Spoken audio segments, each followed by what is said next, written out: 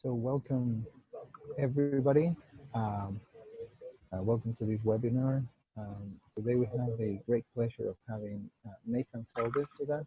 Nathan is the founder and president of IOR, the Information Overload Research Group. He'll be talking about his research and experience with solutions for information overload. In a minute, he'll provide more information about himself and background about his work experience in IOR. At this moment, let me just say that IBM and IOR cooperate since last year. We started that relationship as part of IBM's corporate social responsibility actions and volunteering, and it's been very, very interesting and very fruitful. And we continue to work together to develop solutions to increase everybody's productivity and overall happiness. With that, I think I'll just turn it over to Nathan. So Nathan, the floor is yours. Thank you. Am I coming through? Yes. Okay, I will share my presentation here. Okay, do you guys see this presentation? Cool. So, briefly about myself, and then you can read the details if you want, but the bottom line is I'm a physicist and an engineer. I spent most of my career at Intel Corporation, starting as a physicist, but ending as principal engineer in charge of computing productivity, which is the field of dealing with how people interact with computers and with each other through computers more effectively. And it was there that I came upon this business of information overload, and it was there that I eventually founded the Information Overload Research Group. And when I left Intel about 8 years ago, I became a consultant, and I still focus on that area as part of what I do. Now, my objective today is to talk about the evolution of the solution ecosystem for information overload, because I've been in this field for 23 years, and this has changed a lot. I mean, from extremely primitive beginnings to pretty advanced tools and options that we have today. And I will also share some insights from work on my guide to information overload solutions that I'll describe in a minute that informs this presentation. I have 3 chapters here, one about past solutions, one about present solutions, and you can guess what the third one will be. We start with the past. And here you'll see actually a screenshot that I kept from Lotus CC Mail in the early 90s. And what you may want to note is that, yeah, the icons look kind of older, but it isn't much different from what you have today, which itself is cause for concern. So here's the prehistory in the 90s. And what happened in the 90s, 3 things happened in 94. One is Intel took away our VAX terminals and gave everybody an IBM PC with Lotus CC Mail installed on it. So suddenly, tens of thousands of people could bombard each other with email. Second thing that happened is I moved into this job of computing productivity that I actually invented. And the third thing that happened is that email exploded in our faces. It was unbelievable. Within a few months of appearing on the scene, everybody hated email. And so I started to study it because somebody came and told me that a manager, a senior manager, told him that he is deleting on site any email that has attachments without even reading it. He hated it so much. So I realized we have a problem here. I started interviewing managers and users, and I determined that the problem was we had 3 components to the problem. One is people lacked skills in using the CC Mail client. In fact, this is still true today. Be it Outlook or Gmail, users are aware maybe of 20% of the features of those tools. So you don't know the features, you can't optimize your use. Second problem was lack of etiquette, which means people were not aware of how to write emails that are effective, short, to the point, easy to read, easy to understand, lead to action, and so on. Of course, this is a modern version of the problem of writing an effective letter, which back in Victorian times was one of the liberal arts. If you were educated, you knew how to express yourself in writing. Well, today we don't know that. And the third problem was lack of features in the early CC Mail client. And problem was there were no solutions available. There was a single attachment viewer out there, which I immediately deployed, but we had nothing else. So we had to develop everything in-house. The etiquette expectations of how to use email. I had to do an adoption drive to proliferate those expectations effectively, and I had to develop skill training in the use of Outlook, because we couldn't buy that either. And in a few years, we had a program that we called Your Time, which we built, which involved deploying across the entire company. So, like, it's a big company until maybe we had 80 or 90,000 people then. We wanted to teach all of them how to use email more effectively and all to be on the same page with respect to behavior modes and norms and so on. And then somebody leaked the fact that I had this program in place to Fast Company magazine, and those guys leaked my email in the article. And before you know it, I was being contacted by everybody and his brother all over the world, like maybe 100 different organizations, including literally the US Army and the Salvation Army. Everybody had the same problem of email overload. And so I started talking to these guys and collaborating with them, and we had some interesting things going. So this was the 90s. And what was typical of that period is all everybody did was training. Behavior change programs involving training people to use email sensibly. Like, don't use reply to all to 1,000 people if you don't really have a reason, which you think is a no-brainer, but it's still being done today. The next decade, we saw some progress. We had the second round of in-house solution development at Intel, and also at British Petroleum that I was cooperating with. We started to do what I call technology-assisted behavior change tools. So I had this Intel email effectiveness coach I developed. The left-hand picture shows you what I would have loved it to be. Of course, they wouldn't allow me to do that.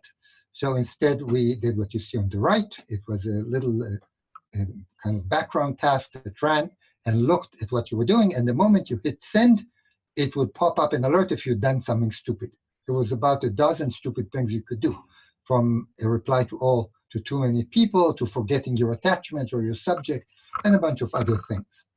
And it gave you the opportunity to fix the mistake.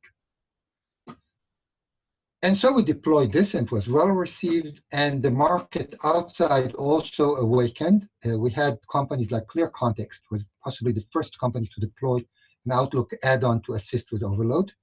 It still exists out there today.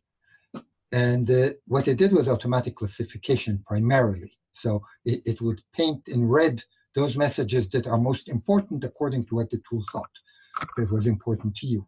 And it worked actually well. And there were more tools like that popping up in the outside world. Also, there was growing attention from academics and corporate people, which led to my founding iOrg in July in 2008, because there was enough interest from all these different people, and I wanted them to talk to each other. The whole idea in iOrg is to get the academics and the consultants and the analysts and the corporate people and the startups all talking to each other. And that's what we do. And that brings us to the present. And with respect to the present, I have to introduce to you this book I wrote a couple of years ago. It's an electronic book, and it lists all the solutions I'm aware of to information overload as of 2 years ago.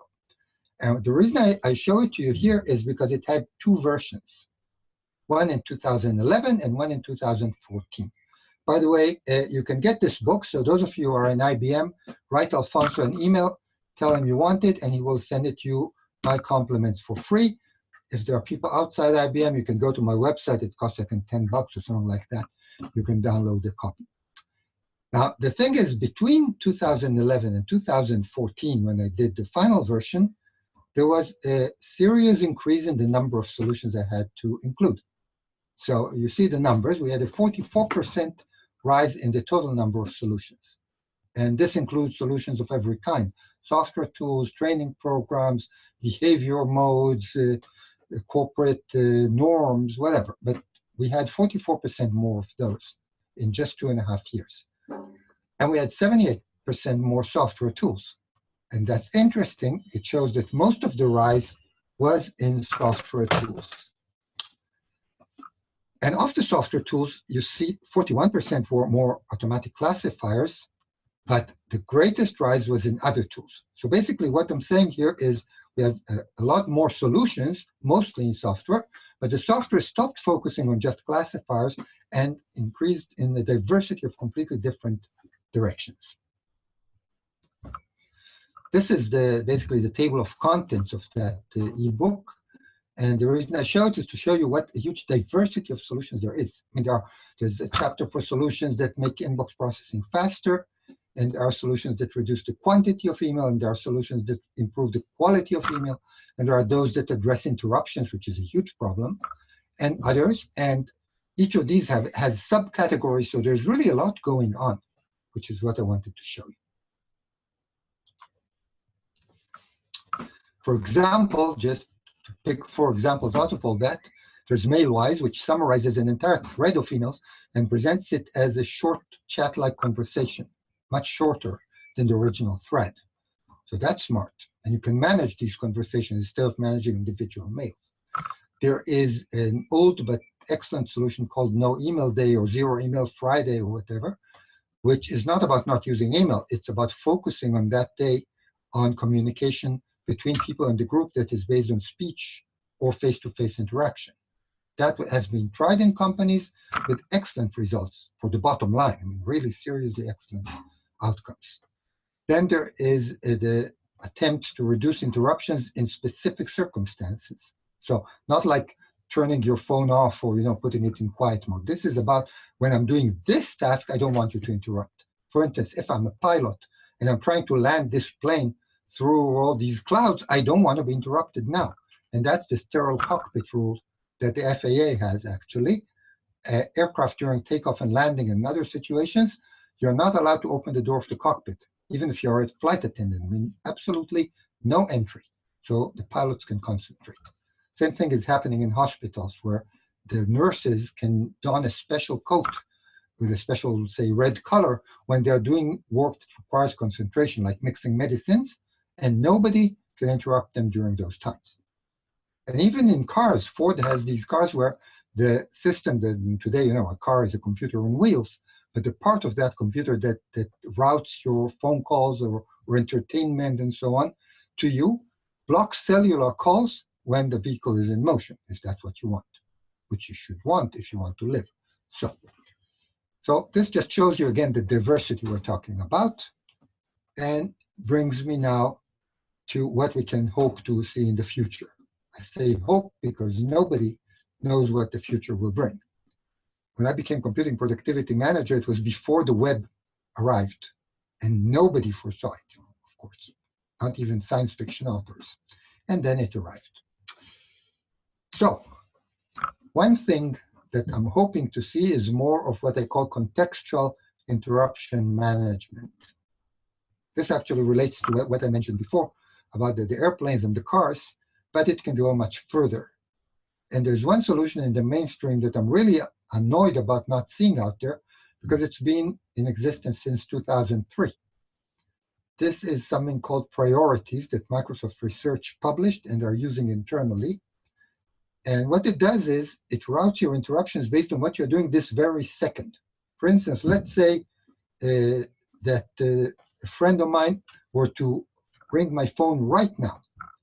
Now, my computer knows this is not a good time. My computer knows I'm presenting to a bunch of IBM people, right? Because my Outlook knows it.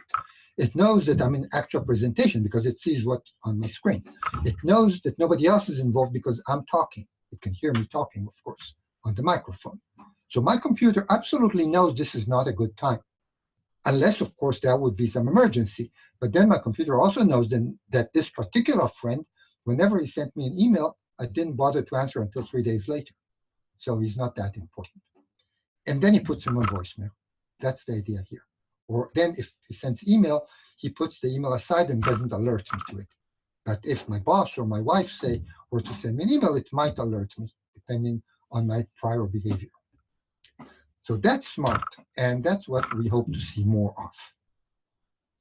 And on the bleeding edge of this is the brain interface. The guy you see here is an interesting fellow by the name of Ruggero Scorcioni, who is a neuroscientist, and he started at some point this company called Brainino, whose task was to develop an interface that allows you to control all these interruptions based on what your brain is doing.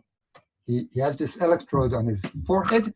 The electrode sees whether you're doing work that requires concentration, whether you are basically focused or not. And the more focused you are, the less it will pass phone calls to you.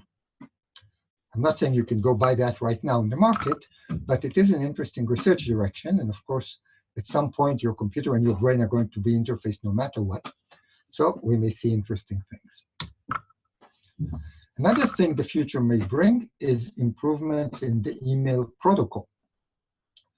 And the point here is that email is a product of the 60s, right? Before we landed on the moon. And it hasn't changed. It's the exact same protocol. And that's ridiculous because everything else has changed completely. So there are some brave souls who are discussing changing the email protocol. The problem is, of course, it's totally entrenched. It's very, very difficult to change. But as Paul Graham said, the founder of Y Combinator, he said, yeah, sure, it's entrenched. On the other hand, in 100 years, we're going to be using something else. So might as well get to it now. And his proposal had to do with using email as a to-do negotiation system instead of as a person-to-person messaging protocol, which means that emails, which normally are about doing something, will have metadata that informs the recipient or the recipient's computer what the to-do items are, when they need to be done, and the negotiation will be kind of semi-automatic in the background instead of waiting in the inbox for you to notice. So that's one proposal. Another idea came from Joshua Baer in Other Inbox a while back, and he proposed the self-destructing email protocol. The idea being that each email will know by what date it is no longer important to read it. And if it hasn't been read by then, it will remove itself from your inbox. Good idea, not being done yet. And I'm sure there are other ideas. Of course, not every idea is good. So here is a picture of the screen of Google Wave, which was so exciting and so colorful and so social and so doing everything like a Swiss Army knife. And it failed miserably, perhaps because it involves a huge amount of information overload on the screen. So it didn't work, but that's fine. And as Google knows, if it didn't work, you try something else. Next direction I want to mention is eliminating email entirely. And some people have toyed with that. So of course, in IBM, there was first Luis Suarez, and then we have Lele here, Dr. Connections, who don't use email, period.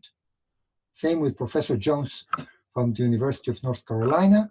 These people use Twitter or Facebook or LinkedIn or anything other than email to communicate with the world. It's a very important observation that IBM hasn't fired them, right? So that's good. It shows it can be done. Of course, the importance of these individuals is not that, there's just a few of them. So it's not like they have a huge impact on what other people do about email. It's about the message they bring. It's about the role model. It's about steering, the hornet's nest of email and making people notice that something needs to be done about it. So my hat off to Lele about this. One company that did the same thing is Atos in France. This is a 40,000 person IT company, a global company. And their CEO, who is the guy on the left in the picture there, he declared a few years ago that he is going to completely remove email from his company. He said he will make the company email-free the way he made it pollution-free in the ecological sense. And he did it well. He didn't just do the usual knee-jerk reaction of, from now on, you may not use email, which is, of course, bound to fail. There were actually some fools who tried that. Instead, he put his money where his mouth is. He set up a department whose task was to do this. He gave them 3 years. He gave them a budget. He had them go department by department throughout the corporation and understand what email is used for, what processes email is supporting. And in each department, they analyzed this and they identified alternative means that are not back in the 60s, like social tools and other channels that they can use to do the same thing more efficiently. And when each department was done, the CEO would come and give them this certificate that you see in the photo, that they have 0 email certification. The outcome of all this was that so far, I think they've eliminated 60% of the internal email in the company.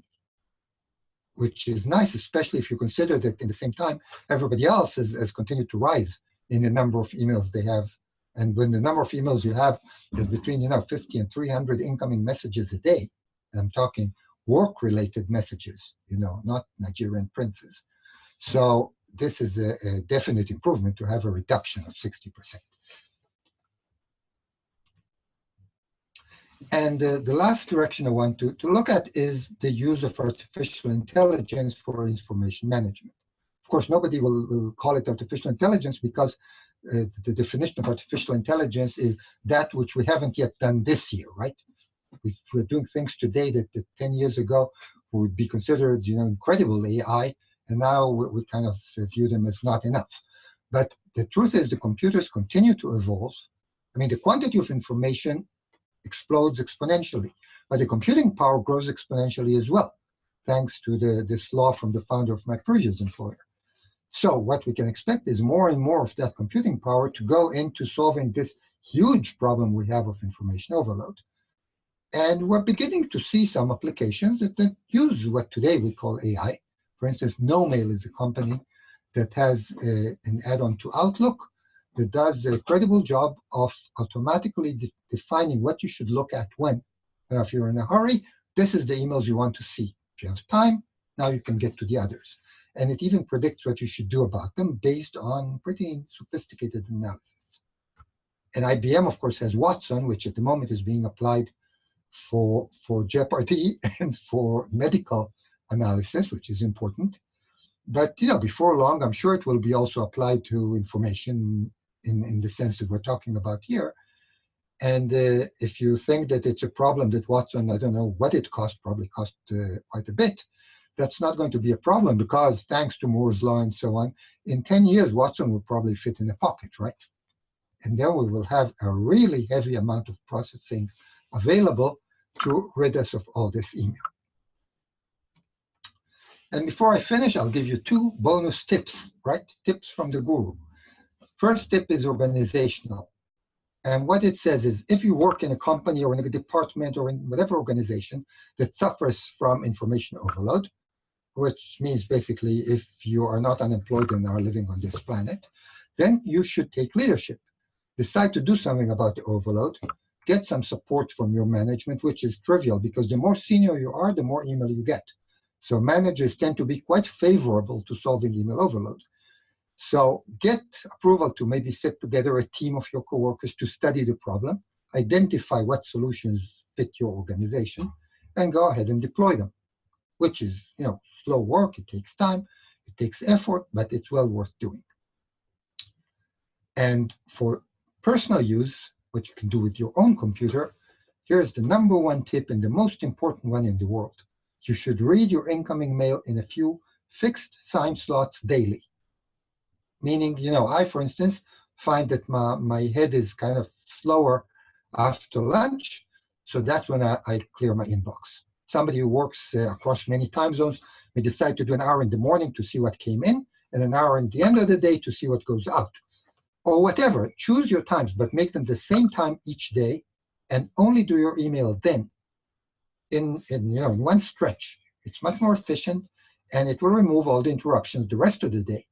Of course, if you turn off all the alerts, the beeps and the peeps and the dancing cursor and the swinging envelope and all those, you've got mail. I don't want to know that I've got mail. I know that I've got mail. I always have mail. What you want is to go look at your mail when you say so, not when the sender says it. So turn off all those alerts and start working effectively. This is guaranteed, by the way, to improve your efficiency at the other work, the one you do when you're not doing email, by 20 to 40%. That's the research data. And if you're 20 to 40% more effective, you can do 2 things. Either you can do 20 or 40% more work for the stockholders, or if you're smart, you're going to go home 20 or 40% earlier and see your children. Those are the little employees that run around in homes that you may have noticed. So that's what I have to say to you. Thank you.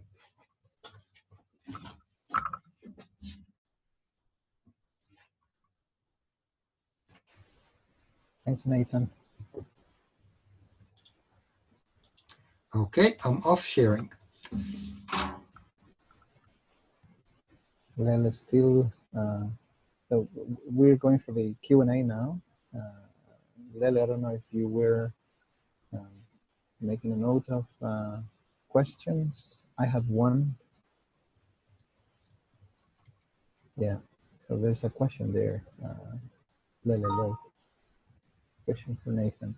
Yeah, in your experience, do you see more effective the technology support to our focus deficiencies or training to change our behavior? So I guess, so what would be a better solution, technology or training? I guess is the question. I guess between these two, I would say they are equally important because you train people to do something. That's what I called technology-assisted behavior change. Sure, you train them not to be assholes, but then they still do the same thing. Now, if whenever they do the thing, they get a little electric shock, it's going to be very useful. Let's put it that way. That's why I did that pop-up that reminds them that they're not doing the right thing.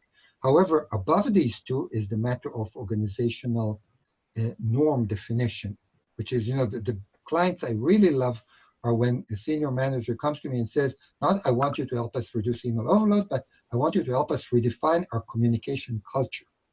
That is absolutely the most important and the most difficult thing. And when you do that, then you get to which solutions to deploy. But first you need to understand why people are communicating the way they are, and you get to things involving organizational definition, like who needs to approve what. For instance, how many levels of approval you have has a huge effect on email, but it's not an email thing. It's a corporate processes thing, and so on. Yeah, and that's one of the points that come once and again. It's time and time again is we cannot possibly tackle this overload if we don't have clear, what's the important thing for our company, for our department, if we don't have the priorities right, and then the communication channels right, and the roles and responsibilities, we cannot possibly tackle all of these things, I would think. But what you're saying is that it helps if you know what you're doing. Absolutely. And it's not even a joke. I've worked in various places, and it's quite common for people not to know what they're doing. I mean, for the organization not to know exactly what it's doing, and then all sorts of very bad things happen. But yeah, certainly an organization has to be well run before it can be really effective. Right. And we have another question. Yeah, some questions coming in. So Nathan, do you see email disappearing someday? Excuse me, can you repeat that? Do you see email disappearing? That's a good question. The answer is, well, in the end, the universe is going to die and so on.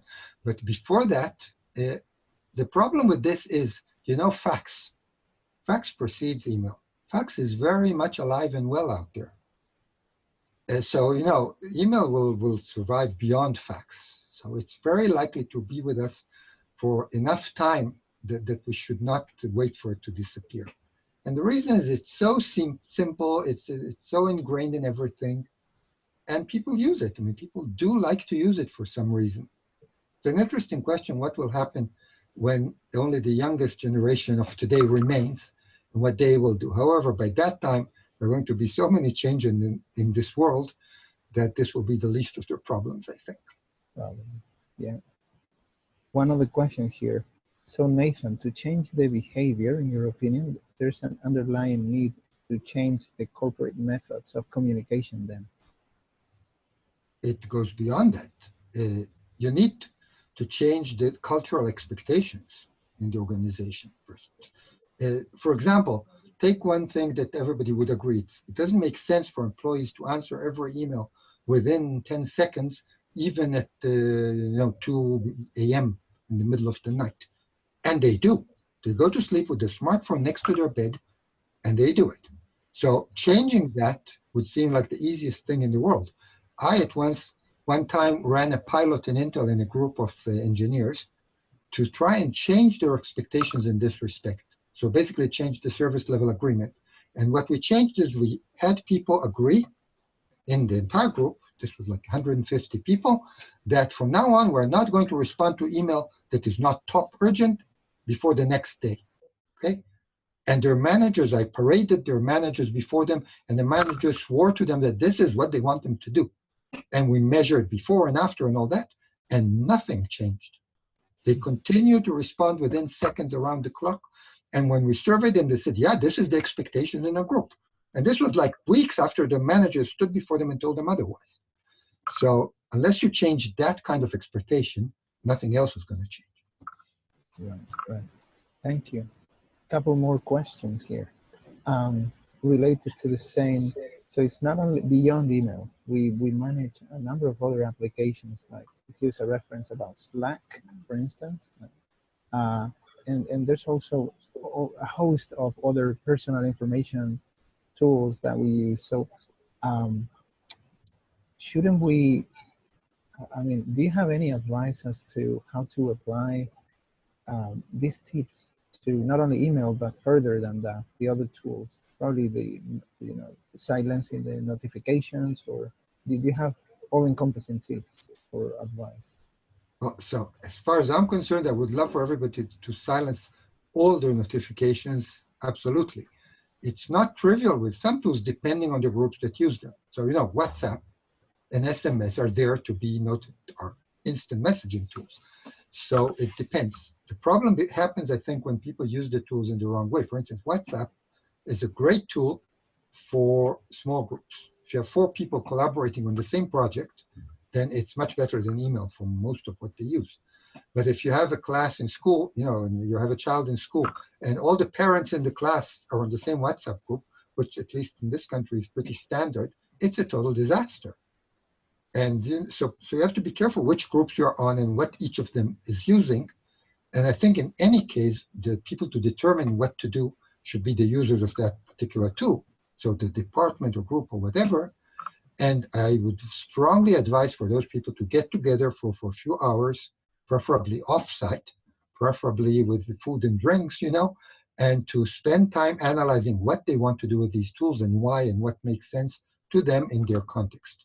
Because what works in one culture doesn't work in another, and what works in one department doesn't in another. That's what I will say. I will not go further than that. Right, and this leads us nicely into the next question, which is, in your example, I think they're talking about Atos. Did managers change their behavior in that case? Well, what I can tell you, I wasn't there, and they didn't exactly publish everything they were doing. So from what I hear, down the grapevine, I know that they did have fairly good results in reducing the number of emails, and that they eliminated various email using processes, and they used other tools. In fact, one of the tools they used, they actually spun off as an external product and eventually as an external company that is selling that tool. So we know they did change the use of email. So in that sense, behavior did change. But I wouldn't know what the manager specifically did or didn't do. I don't have visibility at that level. I'm sorry. Okay, but they probably, as you were saying, there was the CEO fostering all that change and giving the certificate. So I bet they did change. Otherwise, well, the thing with the CEO, and this goes to my theory about the game theory aspect of email overload, which is, why do people send emails they know nobody will read? And the answer is they do it because it's a zero-sum game. It's a company, they want to advance rather than somebody else advancing. And it's a prisoner's dilemma. If I send less email and he sends more email, he's going to get promoted, or at least that's what people think, in a company where the culture isn't nicely done. And as a result of that, people have every interest in learning how to use their email more effectively for themselves, like cleaning their inbox. Nobody has the slightest interest in investing any energy in writing emails that other people will be more productive when they read them. The only way to do that is if you change the payoff table of the prisoner's dilemma. The only person that can do that is the CEO, right? The CEO can make it very clear that if you send crummy emails to people, you are not going to get promoted. And because he's the boss, you will believe it. Otherwise, you won't. And that's why information overload solutions, corporate ones, have to come from the top, definitely. That's an important point. That's a very important point.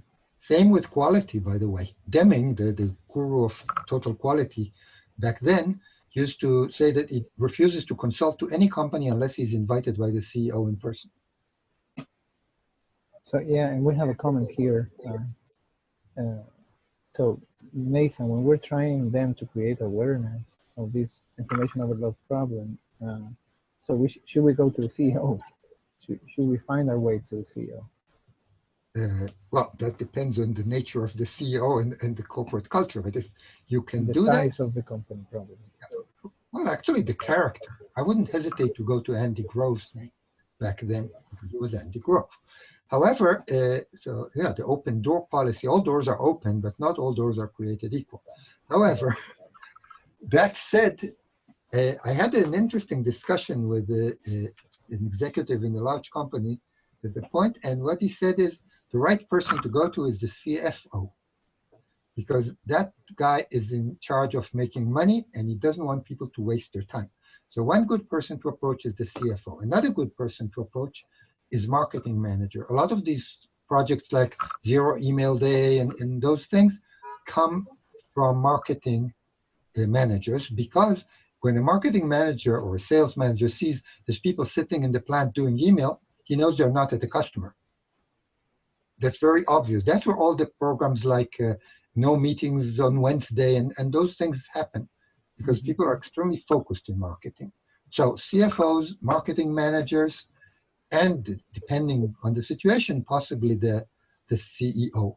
The CIOs, not so much, because the main job of a CIO, and I can say that as an ex-IT principal engineer, CIOs want there to be no viruses on the servers. That's all that interests them. So it's not their business to make people more effective. Of course, it varies from person to person.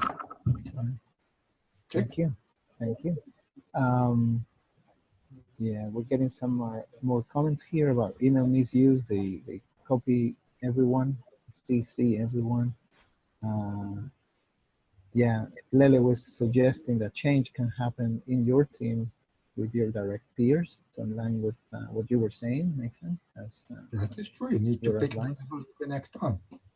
About the reply all, by the way, certainly that's a disaster. But the one solution is to remove the reply all button from the interface, which is easy to do, actually, down the wire, centrally. And you can still reply all by doing, I think, Control-Shift-R or something. But between the Control and the Shift, your brain gets into gear. So companies tried that, large companies, and saw excellent results. Just think about it. Good point. Good point. I used to say, even moving the button from the left of the toolbar to the right of the toolbar, so when you look for it, you don't find it for a second, is enough. Is that one of the things that we will find in your guide, in your book, Nathan?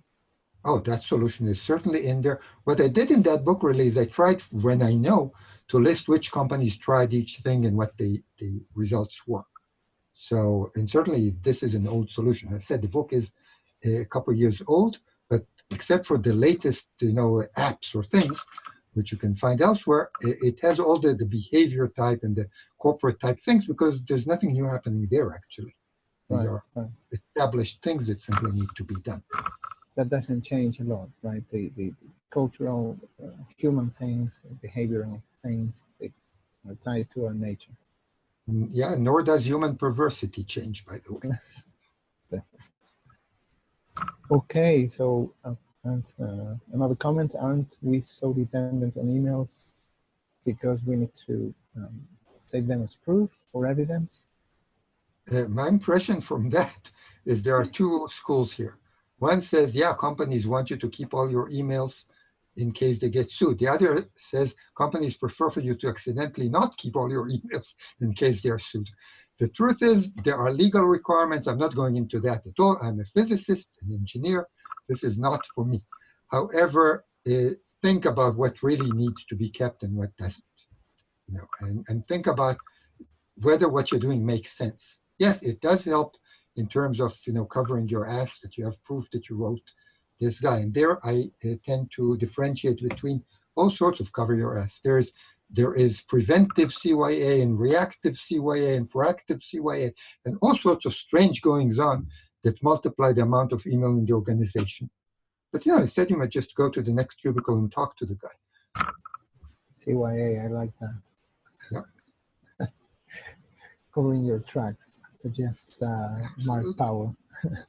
It's a very real thing, you know. I mean, yeah, and people are afraid, and you know, there's a lot of undercurrents. It's what they call the dark side of information overload. All this mistrust. You don't trust your manager to reward you unless you bombard him with emails at 2 a.m.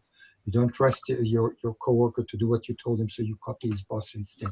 And all those things are unnecessary, but they make sense when the culture is not open and trusting and so on, which most corporate cultures are not. So there's a lot of things you can improve in that space. Interesting. Yeah. Two more questions. Nathan, what's your opinion on email being addictive? Well, I'm not a neuroscientist, but they tell us that it is definitely addictive in the sense of the endorphins in your brain and so on when you bring in new email. One professor explained it to me like this. She said it's like those slot machines in Vegas. So why do you keep pushing, pulling on that handle, which is pretty boring, right? You just sit there and nothing happens. The reason you do it every time is because you hope that the next time you're going to have all those coins coming out. Same thing with synchronizing in your email. Each time you check your email or your Facebook or all those things, you're hoping that this time something interesting will come in, because most of it is boring, frankly. So yeah, it is definitely addictive behavior, and it's a problem. And there's one other question beyond email. Organization reports often contain too much information, not relevant for everyone. Do you have advice for developing reports, text and graphics that streamline the relevant content? So let me try and figure what this person is asking us. Certainly, you don't need to send all information to everybody. You need to tailor it to who you're sending what. You're the only person that knows who should get what. So I think there's little you can do, at least with today's generation of tools, except to tailor the recipient list. Now, at some point, I was toying with a tool that would actually give you a kind of list of check boxes and alert you that you should uncheck the people that you don't need to send it to. But with most tools, you have to do it manually today and not use reply all. And I don't see much beyond that you can do today. Of course, you can put the information you're not sending to everybody up on SharePoint or the cloud or online or whatever, so you don't need to send everybody everything. Instead, you might have them go and look for what they need. And they won't, so everybody is happy now. Yeah, so probably one of the keys is, as you said at some point, that people need to think when originating information is who's going to read it, what's this going to be used for? Does it contain a use? Then is it useful? And then maybe that's the key, rather than broadcasting. So let me give you a point. The point here goes back to my prisoner's dilemma. If you go to a company and say, okay, from now on, you don't need to send your monthly reports to everybody. Send it only to your direct boss. People will not do it. They want to be noticed. You have to work very hard to convince them that it's okay, right? That they won't suffer.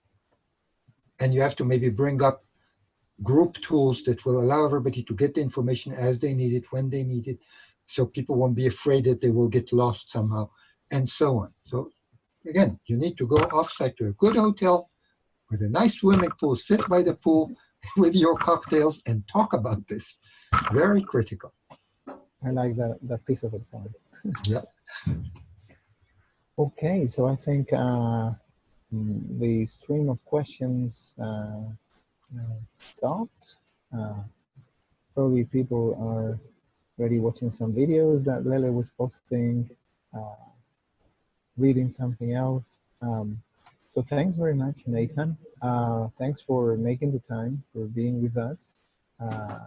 And this is the first of a series that we want to do with IORG, because we want to raise awareness and we want to get as much advice as we can and experiences, things that work. So thanks for being the first one. We will soon also, it's good that we discussed largely about email today, because our next webinar, we will try to have Mark Powell, also from IORG, and he specializes in email optimization and consulting. So And then, Nathan, I think we have in plan to also have you as a guest for Dr. Connections. So, It will be an honor. Dr. Connections is famous. definitely. So thanks very much. Thank you. Good luck, everyone. Thank you. Lele, back to you then.